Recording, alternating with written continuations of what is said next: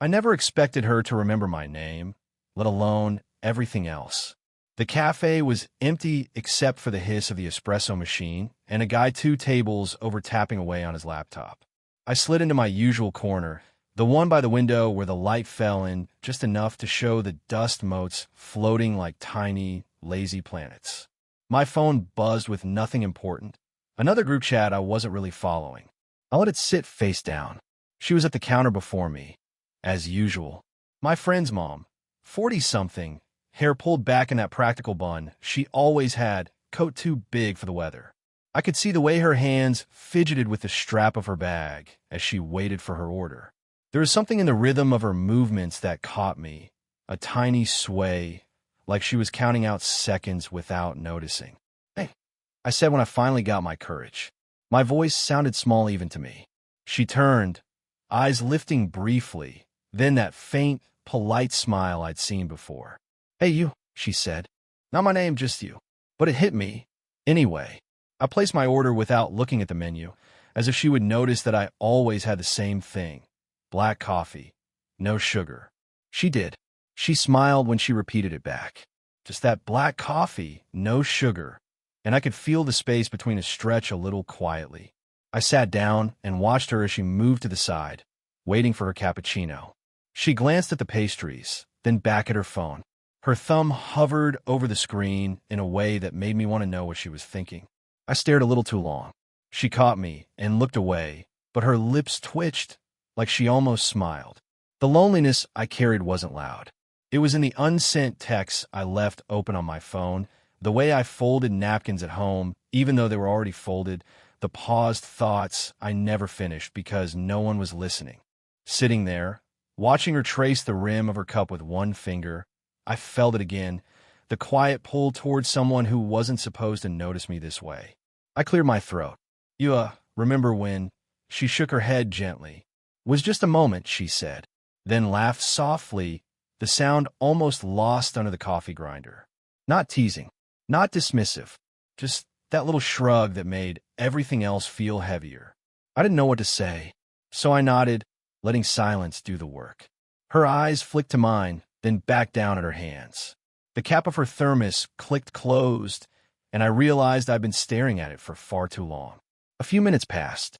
She sipped her cappuccino, eyes briefly meeting mine, then glancing toward the door as if expecting someone. I fiddled with the zipper of my jacket, trying not to imagine her leaving and walking out without a word. Then her phone buzzed. She looked at it, then back at me. "I have to go," she said finally, standing. But before she moved, she paused, just a fraction of a second, long enough for me to catch the way her fingers lingered over the edge of the table. "See you soon?" I asked almost too quietly. She hesitated. Then, in a voice just loud enough to carry across the empty cafe, "Maybe. Don't overthink it." And just like that, she was gone, leaving me with the lingering heat of her coffee cup, the faint scent of vanilla and cinnamon, and a text on my phone from an unknown number. Was just a moment. But maybe not. I stared at it, thumb hovering over the screen, and realized I had no idea whether to reply. I ran into her again at the corner bookstore that smelled faintly of old paper and cleaning spray. She was browsing the travel section, holding a thin guidebook in one hand, her thumb pressed along the spine like she was weighing whether to let it go. "You like Italy?" I asked, trying to sound casual, though my chest had that stupid flutter. She glanced up, a flicker of surprise, then that same quiet smile. "Used to. Before everything changed," she said. Her words hung in the space between the shelves, half explanation, half confession. I nodded, pretending I understood, though I didn't. We wandered to the cafe next door, a habit forming without either of us noticing. I ordered us tea this time, green, no sugar, and she accepted it with a soft thanks. We sat at a small table, the kind that barely fit 2 people, and she pushed her bag slightly to make room. The air smelled faintly of her perfume, something warm and familiar that made me pause mid-sip. I noticed how her fingers traced the edge of the cup, careful, deliberate, as if she had all the time in the world, though I knew she didn't. "I haven't been to Italy in years," she said, eyes distant. "Your dad, he used to take me with him. Before he left." Her voice faltered. I wanted to say something, anything, but didn't. Instead, I nodded. I get that, I said softly. It wasn't true, but it didn't matter. She looked at me then, really looked for a moment longer than usual. And I felt a strange, hollow pull, like she could see the small, empty spaces I carried, the half-finished thoughts I never shared. We lingered in that silence, the clink of spoons against porcelain marking time. I caught myself imagining scenarios I couldn't act on, holding her hand when she shivered from the cafe's draft, leaning closer to hear a story she might never finish telling. Guilt fluttered at the edges of my chest, quiet and persistent. She was my friend's mom, divorced, older than anyone I'd ever thought about this way. Every thought felt like trespassing. Yet, she laughed softly at something, small, dry humor, and it was enough to make me forget, for just a second, all the reasons I shouldn't feel this way. Do you ever miss things you can't have? I asked almost unintentionally, letting my voice drop. She tilted her head, eyes narrowing in thought. Every day, she admitted. Then she smiled that little, private smile, the one that made me feel like I'd glimpsed a hidden part of her world. The moment stretched, delicate, fragile. And then she reached for the sugar jar across the table, brushing her fingers lightly against mine. The touch was so brief, almost accidental, but my chest tightened. She didn't look at me, didn't acknowledge it, but her hand lingered for just a heartbeat longer than necessary. I swallowed hard, trying to ground myself. I don't know why that moment stayed with me. I thought later, replaying it in my head as I walked home. Maybe because it felt like someone finally saw me. It was Saturday again, that thin gray light slipping through the blinds of my apartment. I wasn't expecting her, never did, but then the knock came. Light, hesitant. I froze, half wondering if I'd imagined it, then heard her voice soft. Hey, can I borrow your charger? Mine died. I fumbled, searching the drawer, trying not to notice how her coat hung off one shoulder, like she'd shrugged it off without realizing. My hands trembled slightly as I handed it to her. She took it, brushing her fingers against mine for a moment too long. Thanks, she said, not looking up, but the way she lingered in the doorway. I wanted to say something, anything, but my mouth went dry. We stood there, the apartment too small, our silence too loud. I imagined stepping closer just to see if she'd lean in, but I didn't. Instead, I found myself adjusting a stack of books on the shelf, pretending the world existed beyond her. Your roommate, she said finally. He's not here. Out, I muttered. Short. Too short. I felt my heart thud, like an alarm I couldn't turn off. She nodded, glanced around. And then she laughed softly, a little offbeat, like she was nervous.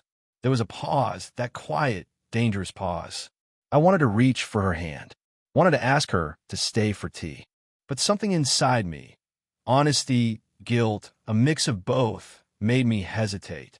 I imagined the consequences, my friend's eyes narrowing, the conversations left unsaid, the small betrayals. And yet, her proximity drew me in like gravity, subtle, inevitable. Her coat brushed mine as she moved toward the kitchen counter to plug in the charger. My fingers twitched. My gaze lingered on the line of her neck, the shadow of her collarbone. She noticed, I think because her hand paused, hovering over the plug, then flicked away. I should go, she said, voice quiet, almost unsure. Right, I muttered. Couldn't make it stop. Couldn't make myself move. She turned toward the door, but something, hesitation, curiosity, the pull of the unspoken, made her stop halfway. Our eyes met. Too long. My chest ached.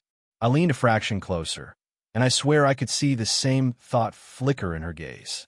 The moment shattered with the sound of my neighbor's door slamming downstairs. She blinked, like waking from a dream, and stepped back. I guess I better go, she murmured, a faint, almost apologetic smile tugging at her lips. I wanted to reach for her, wanted to say it didn't matter, wanted to anything, but I didn't. My hand hovered in the air, useless. She left, leaving the faint smell of her coat behind, a whisper of vanilla and faint musk, and the charger on my counter, a token, a reminder, a quiet trap. I sank onto the couch, staring at the spot where she'd stood. My thoughts trailed off, unfinished. Half a confession, half a question, half a wish. And somewhere in that quiet, I realized she had almost crossed the line, and so had I. It was after work, and I found her sitting on the bench outside the grocery store, hands wrapped around a paper cup that had gone cold. The sky was gray, the street empty enough that every sound felt amplified. The distant rumble of traffic, a dog barking somewhere, her quiet sigh. I slowed my step, unsure if I should sit beside her or just watch. She didn't look up. I waited. The space between us felt stretched, taut, like holding a breath too long. "You didn't come by yesterday," she said finally, without looking at me. Just a statement, but it carried weight. I got caught up," I muttered, my hands stuffed in my pockets, fiddling with the zipper, avoiding her gaze. She laughed, dry, a little bitter. "Caught up, right?" And then silence. I wanted to reach for her hand, just a brush, just to anchor the moment. I didn't. "You seem distant," I said, voice careful. Her shoulders stiffened. She set the cup down on the bench, fingers lingering on the edge. "I don't know what I want," she admitted, soft, almost breaking. "And I think maybe that's the problem." My chest tightened. I had imagined her saying it. Yes, but not with this calm, fragile clarity. I leaned a fraction closer, not touching, just enough to be close, to feel the air between us charged. "I think I care more than I should," I said before I could stop myself, words stumbling out in fragments. "And I know it's wrong." But her hand twitched on the bench, a tiny, unconscious gesture, like she wanted to stop me or let me continue. "It's not simple," she whispered. Eyes down, lips pressed together. We sat like that. The world narrowed to our quiet breaths, the faint scratch of her fingers against the paper cup, the occasional shuffle of leaves at our feet. I imagined all the ways it could go wrong. My friend's face, judgment, her guilt, my hesitation, and yet none of that mattered in that suspended second. Then she shifted, almost imperceptibly, pulling her coat tighter around herself. Maybe it's better if we." Her voice faltered, and she stopped. The words left unsaid hung in the air, heavier than anything she'd said. I wanted to press, wanted to ask her to finish, to let me know the truth, but my throat was tight. So I stayed still. Her eyes flicked toward mine briefly, searching, questioning, or maybe warning. I could see the conflict etched in the lines of her face, the tension in the tilt of her shoulders. She was holding back something powerful, something dangerous for both of us. I shifted just a fraction closer, feeling the pull that had been growing for weeks. And then she pulled her bag onto her lap, leaned back slightly, and looked away. A pause stretched, unbroken, and I realized she had made the first move in retreat. I wanted to speak, to ask the question that hovered between us, unfinished, trembling. But I didn't. Not yet. Instead, I just let my hands rest on my knees, chest tight, eyes tracing her silhouette against the dimming sky, thinking, how long can I wait before I stop waiting? I texted her that night, thumb hovering over the screen for longer than I cared to admit. "Hey, coffee tomorrow." But I couldn't press send. I didn't. The next morning, I saw her at the corner shop again, but not alone. She was talking quietly to a man I didn't recognize, leaning slightly toward him, hand brushing his arm as if it was normal, ordinary. I froze at the doorway, coffee half forgotten in my hand, and I watched. She laughed, something I hadn't heard before, easy and natural. She noticed me, I think. Or maybe she didn't.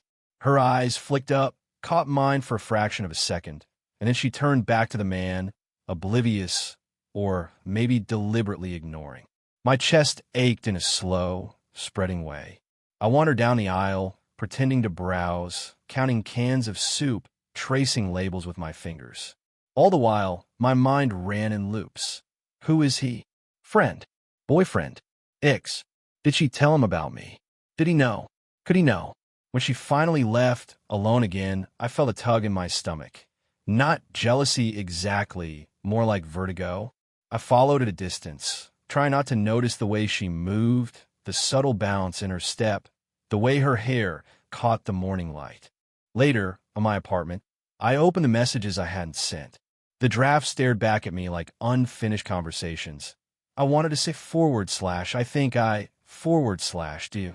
None completed. I tried to remember the last time she had been just with me. But even that memory blurred. That Saturday on the bench, the quiet confession, the fleeting closeness, they felt like fragments of someone else's life. I thought about calling her, but my fingers froze on the phone. Even if I did, what would I say? How could I break through the unspoken boundaries? Her life, messy, complicated, real, was not mine to untangle. I wandered the apartment, stopping by the window, watching the street, imagining she might walk past. That tiny hope, a ridiculous hope, really, pulled at something I didn't even know I had left. By nightfall, my phone buzzed with a message from an unknown number. I opened it. Not from her. Not yet.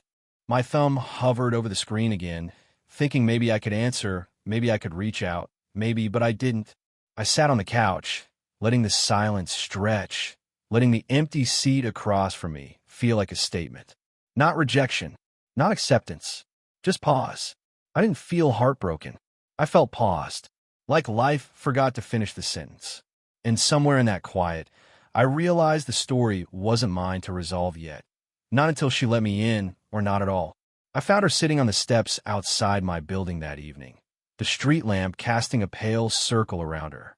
She wasn't looking at me when I arrived, just twisting the strap of her bag, fingers tight, deliberate. "Hey," I said, voice low. She didn't answer, just tilted her head, the way she always did when she was thinking too much, and I realized she had already decided something, though I didn't know what. I haven't seen you," I started. "Not really." My hands hung awkwardly at my sides. I didn't know if I should. The words faltered and fell away. She finally looked at me. Her eyes, calm but sharp, held all the weight of the weeks we'd spent circling each other. "Maybe you shouldn't have," she said softly, almost to herself, then added, almost offhand, "or maybe you should." I wanted to ask her which one was true, but I swallowed it, knowing that asking could undo everything. We sat in silence for a while. The occasional passing car, a distant bark, the faint rustle of leaves. Nothing dramatic, nothing loud, just the quiet hum of ordinary life pressing against the edge of something fragile. I said, finally, trying to find a thread of courage I'd misplaced. I've wanted to say more, but I stopped, aware that the words carried weight I wasn't sure she'd take. She didn't respond immediately. Just let her hand rest on the step beside mine. Not close, not distant, just there. "I know," she said. Soft, simple, precise. Not an answer, not a rejection, just acknowledgement. Her gaze flicked to my hands, then back up, and I felt the tension ease a fraction. The vulnerability had cost me something, a little pride, a little certainty, but in its place a quiet honesty I hadn't expected. I don't want to ruin anything," she murmured. And I understood. Everything we were feeling, all the unspoken moments, had risk. Risk we were both aware of. We stayed there, side by side, letting the quiet stretch. My thumb brushed against the edge of her sleeve, barely, almost accidental, but she didn't move away. She let it happen, as if the gesture alone could carry the meaning we hadn't found words for.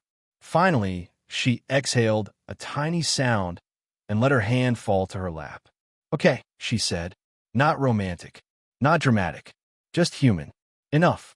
I nodded, almost too slowly, letting the words settle between us. Enough to know that we had been seen, even if nothing had changed yet. Enough to feel the connection we'd been circling for weeks. Enough to know that whatever happened next would be real, because we had acknowledged the quiet truth of it. And for the first time, I felt a small, careful peace, like walking on the edge of something dangerous and stepping back alive. Weeks passed, or maybe months. I stopped counting the days. Our routines shifted in small, unspoken ways. I'd meet her at the corner cafe, almost always at 8:47 a.m., same table by the window. She'd already have her black coffee. I'd have green tea, unsweetened, and we'd fall into the easy silence that felt heavier than words, but lighter than loneliness. The bench outside the grocery store became ours again, though now we sat closer, shoulders brushing when the wind was sharp. She still laughed softly at my half-forced jokes, and I still caught the way her hand lingered on the edge of the cup just long enough to notice. Life wasn't perfect. My friends still dropped by, sometimes asking about homework or weekend plans. She still had obligations, meetings, errands. But those moments, the tiny, everyday fragments, we had learned to fold them into something quiet, durable, something we didn't have to name. One rainy afternoon, I held the umbrella, tilted just enough to let the drops run down the side of her coat, but keep her mostly dry. She looked up at me, eyes half hidden behind glasses fogged from the cold, and smiled. Not the kind that promised forever, not the kind that demanded it, just the kind that said, "I see you, and I'm glad you're here." I realized then that was enough. The stolen mornings, the shared silences, the almost confessions, they had been practiced for this, being present together without rushing or over-explaining. She handed me a napkin, torn from the cafe supply, and I noticed her thumb brushing mine. It was an accidental habit now, part of our rhythm. I smiled. "There?" I asked. "Green as always." She nodded. We walked back, side by side, our pace slow, as if the city itself had softened for us. I caught myself thinking about the early days, the texts unsent, the bench by the grocery store, the quiet near misses that had felt so urgent, and I marveled at how fragile and how strong all of it had been. Later, sitting on the sofa at my apartment, I watched her stir sugar into her tea, the cup rocking slightly against the table. I realized I didn't need to say anything. She didn't either. The moments, the gestures, the pauses, they spoke for themselves. And as she leaned back, eyes meeting mine, I thought quietly, this is enough. This us is enough. The clock ticked 8:47 again. She sipped her tea, I sipped mine, and for a long while, we let the quiet hum of ordinary life fill the space between us. Not perfect, not dramatic, but real. And sometimes, that's all the love you need.